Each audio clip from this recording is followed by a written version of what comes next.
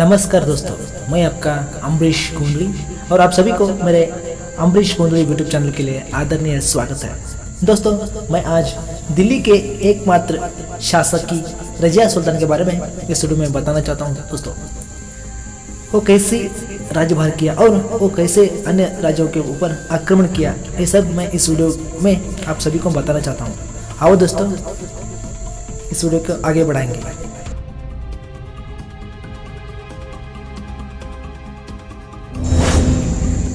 रजिया सुल्तान की राजनीति।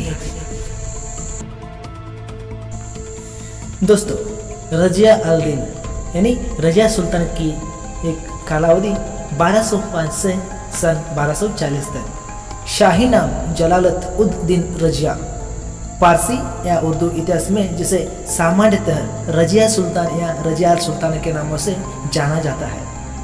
दिल्ली सल्तनत की सुल्तान तुर्की शासकों के द्वारा प्रयुक्त एक उपाधि थी। उसने सन 1241 ईस्वी से सन 1240 ईस्वी तक दिल्ली सल्तनत पर शासन किया। दोस्तों, रजिया पर्दा प्रथा त्याग कर पुरुषों की तरह खुले मुंह राज दरबार में जाती थी। यह इल्तमिश की पुत्री थी। तुर्की मूल की रजिया को अन्य मुस्लिम राजकुमारियों की तरह सेना का नेतृत्व तथा प्रशासन के कार्यों में अभ्यास कराया गया ताकि जरूरत पड़ने पर उसका इस्तेमाल किया जा सके। रजिया को अपने भाइयों और शक्तिशाली तुर्को अमीरों के विरुद्ध संघर्ष करना पड़ा और वह केवल 3 वर्ष का शासन कर पाई। दोस्तों,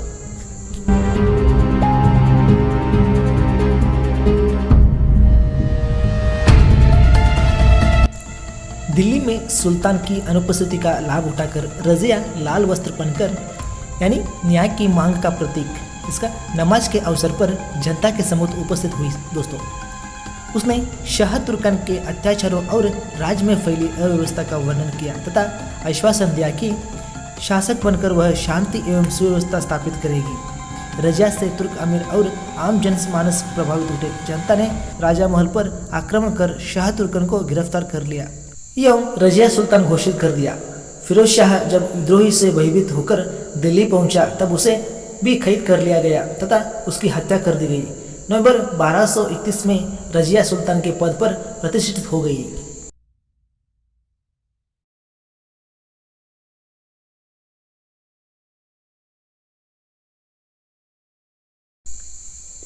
शासकी का भूमिका।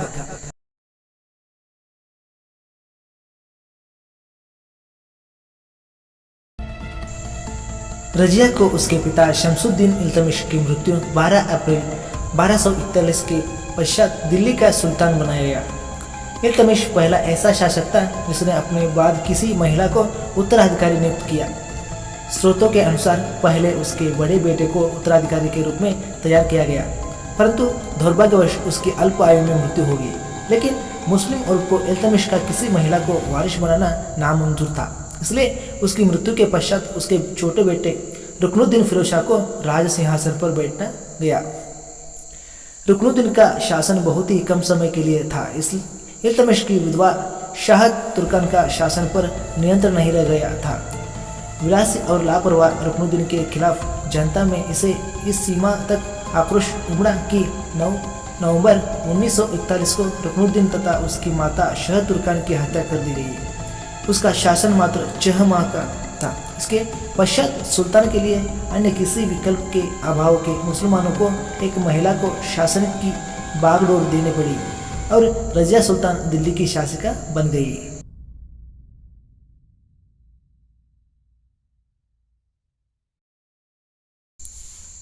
शासन कार्यों में रजिया की रुचि अपने पिता के शासन के समय से ही थी। गद्दी संभालने के बाद रजिया ने रीति रिवाजों को विपरीत पुरुषों की तरह सैनिकों का कोट और पगड़ी पहनना पसंद किया, बल्कि बाद में युद्ध में बिना नकाब पहने शामिल हुई। रजिया ने पर्दा प्रथा का त्याग कर पुरुषों की तरह चोगा यानी कुर्ता, काबा, कुलाहा, टोपी पहनकर दरबार में खुले मुंह जाने लगी। रजिया अपनी राजनीति की समझदारी और नीतियों से सेना तथा जनसामान्य का ध्यान रखती थी। वह दिल्ली के सबसे शक्तिशाली शासक बन गई थी। रजिया और उसके सलाहकार जमातुद्दीन याकूत एक हस्बी के साथ विवाहित हो रहे अंतरंग संबंध की बात थी। मुसलमानों को पसंद नहीं आई। रजिया ने इस पर पर्याप्त ध्यान नहीं दिया, किंतु उसका इस संबंध के परिणाम को कम अंकाना अपने राज के लिए घातक सिद्धांत हुआ।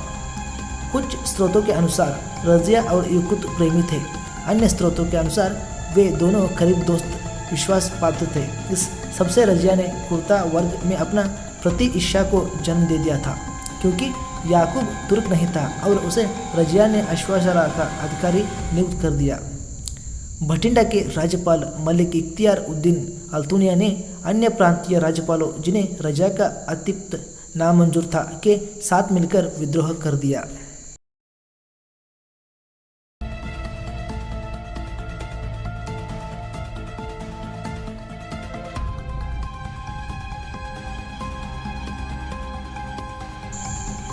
रजिया और अल्तुनिया के बीच युद्ध हुआ, जिससे याकूत मारा गया और रजिया को बंदी बना लिया गया। मरने के डर से रजिया अल्तुनिया से शादी करने को तैयार हो गई। इस बीच रजिया के भाई मौजूद्दीन बेहराम शाह ने सिंहासन हथेरा लिया। अपनी सल्तनत की वापसी के लिए रजिया और उसके पति अल्तुनिया ने बेहराम शाह से युद्ध किया, जिसमें उनकी हार हुई। उन्हें दिल्ली छोड़कर भागना पड़ा और अगले दिन वे खैतल पहुंचे, जहां उनकी सेना ने साथ छोड़ दिया। वहां डाकुओं के द्वारा 14 अक्टूबर 1240 को दोनों मारे गए। बाद में बेहराम को भी उपयोगिता के कारण गद्दी से हटना पड़ा। दोस्तों, इस तरह रजिया सुल्तान की मृत्यु हुई। दोस्तों अगले वीडियो में हम जरूर मिलेंगे। वहां तक हमारे चैनल अम्बरीश कुंडली यूट्यूब चैनल के सभी वीडियो को देखते रहिए। अगले वीडियो में जरूर मिलेंगे दोस्तों। धन्यवाद।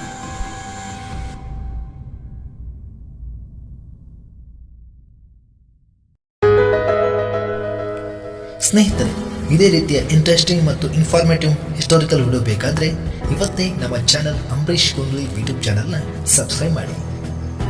ಹಾಗೆ ಪಕ್ಕದಲ್ಲಿ ಕಾಣುವಂಥ ಬೆಲ್ ಐಕನ್ ಕೂಡ ಕ್ಲಿಕ್ ಮಾಡಿ ಮುಂದಿನ ನೋಟಿಫಿಕೇಶನ್ಗಳನ್ನ ಪಡಿತಾ ಇರಿ.